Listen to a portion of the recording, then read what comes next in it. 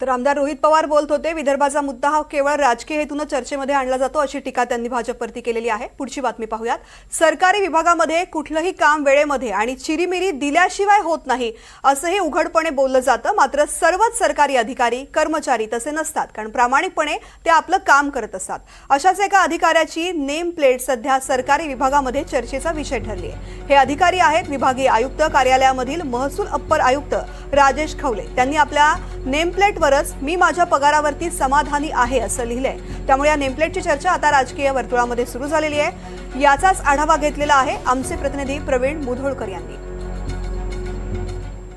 महसूल यांच्या कॅबिनमध्ये मी सध्या आहे। नागपूरच्या विभागीय कार्यालयामध्ये मी आता या कॅबिनमध्ये उपस्थित आहे। या कॅबिनमध्ये एक पाटी लक्ष वेधून घेते आणि विभागीय आयुक्त कार्यालयामध्ये ही जी पाटी दिसते राजेश खवले अप्पर आयुक्त आहेत महसूल नागपूर यांची या टेबलवरची ही पाटी आहे। मी माझ्या पगारावर समाधानी आहे असं या पाटीवर म्हणणं आहे।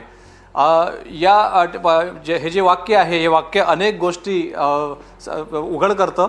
अनेक आरोप होतात की सरकारी काम जे आहे 6 महिने थांब सरकारी काम असं म्हटलं जातं आणि सरकारी काम हे कुठल्याही पद्धतीनं जर करायचं असेल तर वेगळे वेगळे मार्ग अवलंबावे लागतात असंही म्हटलं जातं। पण हे जे ऑफिस आहे अप्पर आयुक्त महसूल आणि इथचे जे अप्पर आयुक्त आहे महसूल राजेश खवले यांनी इथे पाटी लावली आहे की मी माझ्या पगारावर समाधानी आहे। कोणीही प्रलोभन दाखवण्याचा प्रयत्न करू नये किंवा इतर कुठलाही विचार इथं काम घेऊन येताना करू नये।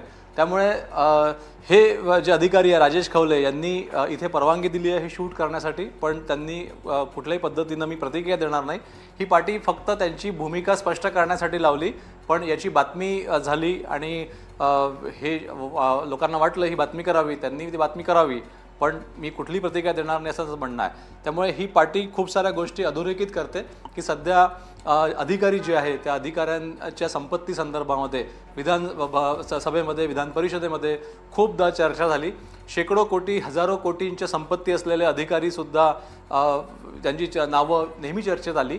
त्यामुळे सुरुवात जी आहे ती कुठल्याही पद्धतीनं कोणालाही प्रलोभन दाखवण्याची करू नये आणि हे जे ऑफिस आहे या ऑफिसमध्ये जे ही पाटी लावण्यात आलेली आहे राजेश खवले यांनी, त्यामुळे ही पाटी सध्या राज्यात चर्चेचा विषय आहे।